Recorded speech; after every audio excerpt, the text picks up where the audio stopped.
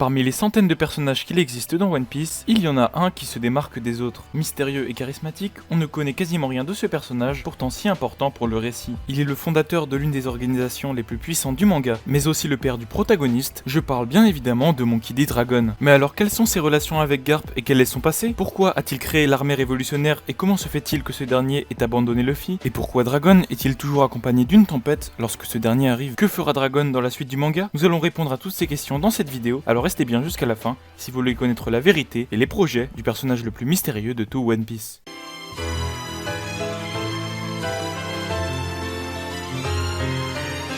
Et bonsoir à tous Minakama, ici Reichiro et Akira d'Herox Pirates, et aujourd'hui on est très heureux de vous retrouver pour la théorie ultime sur Dragon. Et avant que la vidéo commence, si ce n'est pas déjà fait, je t'invite à t'abonner à la chaîne pour nous rejoindre, ainsi qu'à mettre un like à cette vidéo si elle te plaît. C'est la meilleure façon de nous soutenir, et si tu veux discuter avec nous, nos réseaux sont dans la description, le Twitter, le Discord et l'Instagram. Sur ce, merci les frères, on peut enfin commencer. Misère, esclavage, royauté, trafic d'armes. Dans ce monde si injuste et cruel, il existait un homme qui se battait pour la liberté. J'ai nommé l'homme le plus recherché au monde, Monkey D. Dragon. Et on passe tout de suite à la première partie de cette vidéo dans laquelle nous allons voir toutes les choses que nous savons sur Monkey D. Dragon. Il est surnommé Dragon le révolutionnaire et il est le fils de Monkey D. Garp et le père de Monkey D. Luffy. Et de par ses différents antécédents familiaux, on sait déjà qu'il est surpuissant. Car mine de rien, en tant que fils de Garp, il doit cacher sous sa cape une droite immense et aussi puissante que celle de Hippo. Mais ce qui le rend véritablement dangereux, ce n'est pas sa puissance, mais bel et bien son influence. Car Dragon est le chef de l'armée anti-gouvernementale, la plus puissante de ce monde, l'armée révolutionnaire. C'est à cause de son lien avec cette armée qu'il est considéré par le gouvernement mondial comme l'homme le plus dangereux et le plus recherché du monde de One Piece. Et c'est pourquoi il est considéré comme l'homme ayant la plus grande prime jamais connue dans le monde, et même devant celle de Goldie Roger. Comme vous le savez, dans le monde de One Piece, les différents pirates et autres malfaiteurs essayent de tout faire pour éviter d'attirer l'attention du gouvernement mondial. Et c'est tout le contraire avec l'armée révolutionnaire qui essaie de tout faire pour les mettre des bâtons dans les roues. Elle envoie son armée combattre sur différents fronts pour libérer des populations oppressées, essaie de démanteler des réseaux de trafiquants d'armes comme celui de Doflamingo, et bien d'autres actions dans ce style-là. Et c'est pourquoi elle représente une véritable menace pour le gouvernement mondial. Toute personne ou chose qui est liée de près ou de loin à l'armée révolutionnaire est automatiquement mise en danger par le gouvernement. Cependant, une question reste en suspens. Possède-t-il un fruit du démon et quelles sont ses capacités? C'est ce qu'on va voir tout de suite dans cette prochaine partie.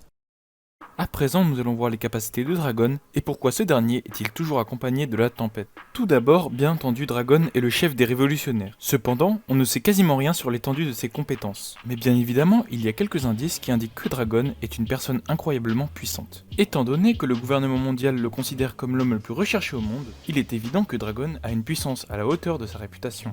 Et lorsque Dragon arrête Smoker pour sauver Luffy, Smoker n'a aucune chance et il ne se rebelle pas contre le chef de l'armée révolutionnaire. De leur côté, le gouvernement mondial craint la possibilité d'être en guerre contre lui en même temps que Barbe Blanche. Il est donc une terrifiante menace et a des subordonnés redoutables tels que Emporio Ivankov, Sabo, Bartholomew Kuma ou encore Inazuma, ainsi que les 4 commandants. Comme ce sont ses subordonnés, il est évident qu'ils sont inférieurs à lui en termes de puissance. Et quand on connaît la capacité de Sabo, on peut que se dire que Dragon est extrêmement puissant. On pourrait aisément supposer que Dragon maîtrise le acquis de l'armement et de l'observation, et pourquoi pas le acquis des rois. À présent, nous allons vous expliquer pourquoi à chaque apparition publique de Dragon, la météo, le vent ou les tempêtes sont altérées d'une façon ou d'une autre.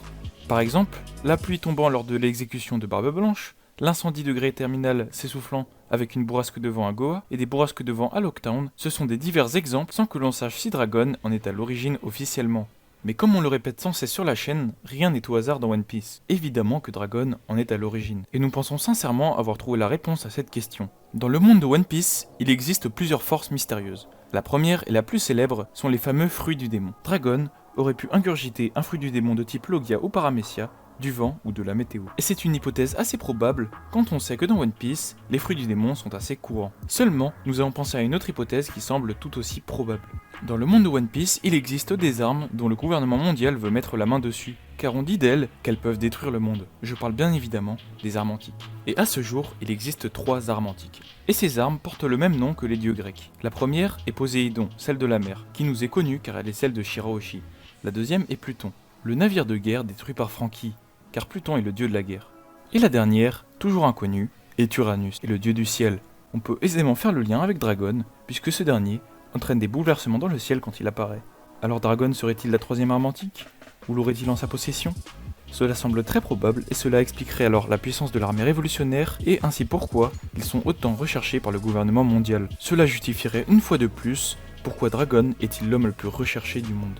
Alors dites-nous en commentaire laquelle des propositions vous semble la plus probable, le fruit du démon ou l'arme antique. Ce qui est sûr, c'est compte tenu de cette puissance, cela a permis à Dragon de former une armée révolutionnaire. Et on peut alors se demander quelles sont les raisons qui ont poussé Dragon à se rebeller contre le gouvernement et de créer cette armée.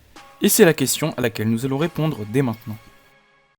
Et c'est il y a 55 ans sur East Blue que naissait Monkey D. Dragon. Son passé est à ce jour extrêmement sombre, mais nous allons à présent l'éclaircir, ainsi que vous apporter la réponse à la question suivante, pourquoi Dragon a-t-il créé l'armée révolutionnaire? Dragon est ainsi né il y a 55 ans dans le royaume de Goa, d'une mère encore inconnue à ce jour, et du vice-amiral Garp qui n'était pas encore reconnu comme le héros de la marine à ce moment-là. De par la situation de son père et ou celle de sa mère, Dragon semble assez aisé. On voit bien que ce dernier a un style vestimentaire plutôt riche et ne semble pas être dans un état de misère. Peut-être que la mère de Dragon faisait partie des nobles du royaume de Goa, et l'enfance de Dragon fut en partie troublée par les visions de Grey Terminal, le parfait contraire de la bourgeoisie de Goa. Et il est très important de souligner que dans One Piece, les personnages dotés de grandes ambitions ou de grandes volontés sont quasiment motivés à chaque fois par soit un mentor, comme par exemple Zeph pour Sanji, ou bien un passé ou un événement terriblement tragique, survenu généralement pendant l'enfance. On pense bien évidemment par exemple au Buster Call qu'a subi Nico Robin. Et les ambitions de Dragon de créer l'armée révolutionnaire seraient à l'origine de ces deux événements, ou bien de l'un des deux. Et c'est donc de ces événements que l'on va vous présenter dès maintenant. Commençons tout d'abord par la première piste, celle du mentor et de l'exemple. Trouver un mentor pour Dragon semble assez difficile lorsqu'on peut observer que Dragon semble être le seul à vouloir s'opposer au gouvernement, à part peut-être la mort d'un proche qui n'en avait pas les moyens. Car très rares sont les pirates qui s'attaquent au gouvernement mondial. Ou alors, autre piste probable, Dragon pourrait s'identifier à l'ancien royaume, et elle aurait très certainement un lien avec le dit. Et même s'il est possible que Dragon ait créé l'armée en voulant suivre un exemple, nous avons opté pour une autre piste que nous allons vous présenter dès à présent. Selon nous, Monkey D. Dragon est un ex-membre du gouvernement mondial et nous allons vous l'expliquer pourquoi. Dragon, après avoir grandi dans un milieu aisé de Goa, avait une vision biaisée du gouvernement. Il pensait durant son enfance et son adolescence, par son embrigadement, que le gouvernement était juste et équitable et qu'il lui permettait de bénéficier d'une habitation, d'une famille, ainsi que tous ses privilèges. Il ne voulait que rendre ce qu'on lui avait donné. Son père, travaillant dans la marine, ne s'y opposa évidemment pas. Et bien qu'il déteste les dragons célestes, il fut plus ou moins heureux de la carrière de son fils. Dragon, désormais bien posé à Marie-Joise, avait gravi les échelons au sein du gouvernement mondial. Seulement sa vision était toujours biaisée, pensant que les dragons célestes étaient des bienfaisants. Et grâce à son statut au sein du gouvernement, Dragon connaissait des secrets d'État, comme par exemple la présence d'une autorité supérieure, qui est bien évidemment Im-sama, ainsi que quelques éléments sur le siècle oublié. Toutes ces informations commençaient déjà à éveiller ses soupçons, et il fut de plus en plus critique envers son propre gouvernement. Et alors que ses craintes et ses soupçons envers le gouvernement grandissaient, Dragon fut témoin des abus de pouvoir des dragons célestes, et cette fois-ci, c'était celle de trop. Toute cette haine, cette angoisse et cette peur générées par les descendants des créateurs du gouvernement mondial ont permis à Dragon de complètement péter les plombs. Il vit un dragon céleste en train de torturer l'un de ses amis. Personne n'osait s'interposer, et c'est alors que Dragon sortit son immense golden et tabassa le dragon céleste jusqu'à la mort. Et malgré la mobilisation de toute l'armée du CP0 et de la marine, Dragon, le traître de gouvernement, parvient à s'échapper de Marie-Joise avec des documents contenant les secrets du gouvernement.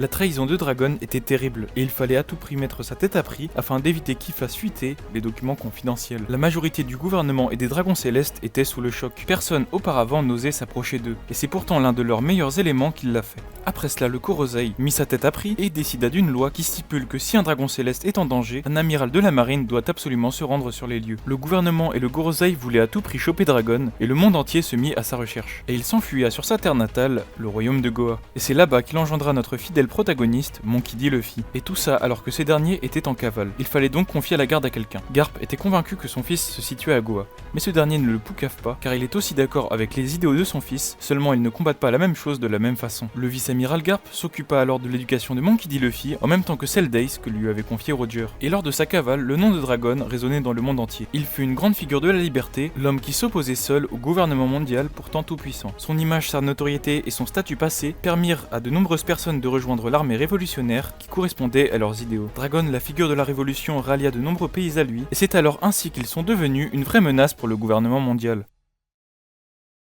À présent, nous entrons dans l'ultime partie de la vidéo, quel sera le futur de Dragon et des révolutionnaires. Mais avant, un petit rappel des faits actuels s'impose. L'armée révolutionnaire a échappé à la destruction de Baltigo et a déménagé son QG à Quai des Traves. En attendant que tous les commandants révolutionnaires arrivent, Dragon parle à Sabo et discute du plan, qui consiste à déclarer la guerre aux nobles du monde lors de la rêverie. Et pendant l'infiltration de Sabo et des 4 commandants révolutionnaires, un nouveau problème s'ajoute. Il retrouve à Marie-Joise Bartholomew Kuma, l'ancien bras droit de Monkey D. Dragon, en tant que souffre-douleur des dragons célestes. Le traitement de Kuma est un exemple de la cruauté et du mal que font les dragons célestes, et Sabo était fou de rage après avoir vu cela. Impossible pour lui de laisser leurs compagnons aux mains de leur ennemi juré. Et comme déclaré au chapitre 908 de One Piece, les seules options pour Sabo sont la mort ou la réussite. Et la tâche semble quasi impossible aux révolutionnaires quand on sait qu'il y a à Marie-Joise 2 amiraux de la marine ainsi que le CP0. Et Sabo n'attend qu'une seule chose, la PDM pour les dragons célestes et Kuma libérable. Seulement après la rêverie, les révolutionnaires ont lu des terribles nouvelles concernant Sabo.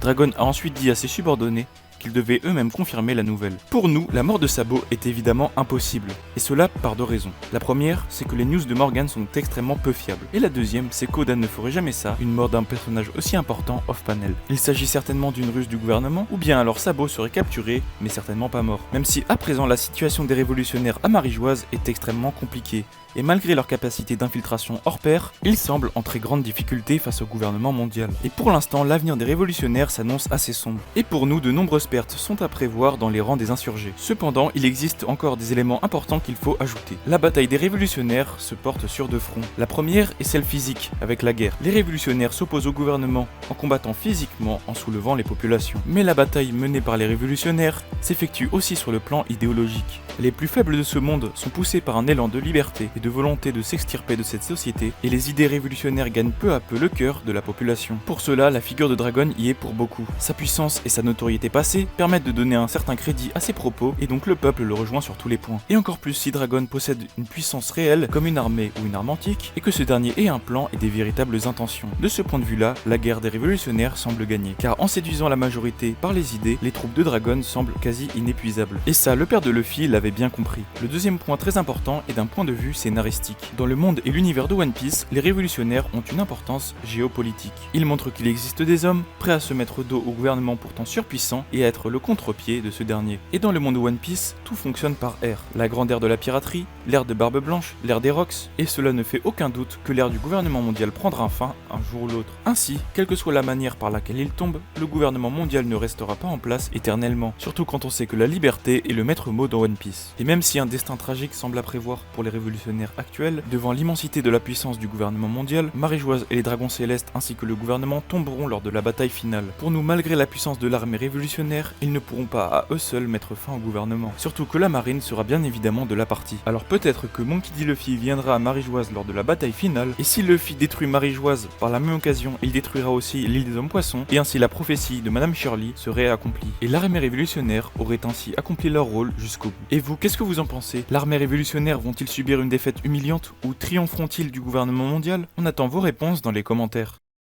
Et on arrive déjà à la fin de cette théorie sur Dragon, qui est maintenant, on peut le dire sans aucun scrupule, le personnage le plus mystérieux de tout One Piece. Avec un passé qui nous est encore inconnu et un futur qui sera sans aucun doute extrêmement tumultueux. Alors au final, est-ce que c'est un mentor et ses différents enseignements qui l'ont amené à créer l'armée révolutionnaire, ou bien est-ce la disparition d'un proche tragique et d'un passé terrible qui l'ont amené à cela? Est-ce qu'il possède le fruit de la météo, le fruit du vent? D'où vient sa puissance incroyable? Et bien pour l'instant on n'a pas la réponse à ces questions, mais on espère qu'on les aura pour très bientôt dans les prochains chapitres de One Piece. Et bien voilà les amis, c'est déjà la fin de cette vidéo théorie sur Dragon. Merci à vous d'être restés jusqu'à la fin, ça nous fait extrêmement plaisir. Avant de partir, n'hésitez pas à lâcher un petit pouce bleu, à vous abonner, à mettre un commentaire pour donner votre avis sur la théorie et surtout à partager la vidéo si elle vous a plu. Et n'oubliez pas le Discord et le Twitter de l'équipage qui sont actuellement en description. Venez nous rejoindre, on est amical, on est entre nous, entre équipage, n'hésitez pas, venez tout de suite. Et sur ce, merci encore à vous d'être restés jusqu'à la fin et on vous dit à bientôt sur la chaîne.